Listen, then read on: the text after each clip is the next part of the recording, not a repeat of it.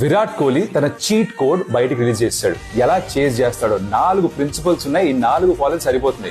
నేను క్రియేట్ చేయలే, post match interview తనే మాట్లాడాడు. నేను విన్నా, లక్కీలీ అది చెప్తా.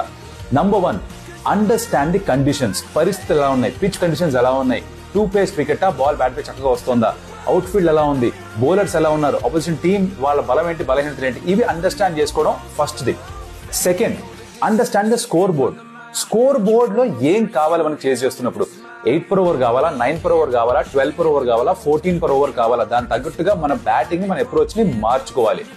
3, understand what is expected of me. అంటే తన నుంచి టీం ఏం కోరుకుంటోంది. అగ్రెసివ్ గా ఆడాలా, లేదు 15 overs 20 overs దాకా మొత్తం మ్యాచ్ అంతా తను ఉండాలా, షీట్ యాంకర్ రోలా, లేదంటే బ్లాస్ట్ చేయాలా, ఇది అండర్స్టాండ్ చేసుకోవడంట.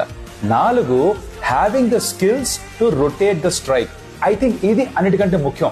ఆ సింగిల్స్ అండ్ టూస్ ఏదైతే తీస్తాడో, టఫ్ వికెట్స్ పైన షాట్స్ ఆడలేని పరిస్థితుల్లో ఎలా అయితే గ్యాప్స్ లోకి బాల్ నుంచి పరిగెత్తుకుంటూ 1s 2s 2s 3s convert చేస్తాడో, అది తన ఆయుపట్టు. ఈ 4 ప్రిన్సిపల్స్ లీక్ చేస్తాడు ఆయన. ఈ 4 ప్రిన్సిపల్స్ యంగ్స్టర్స్ అర్థం చేసుకొని, అధ్యయనం చేసి, అభ్యసించి ఇంప్లిమెంట్ చేస్తే మిమ్మల్ని ఆపేది ఎవరు? ఒకసారి ఆలోచించండి.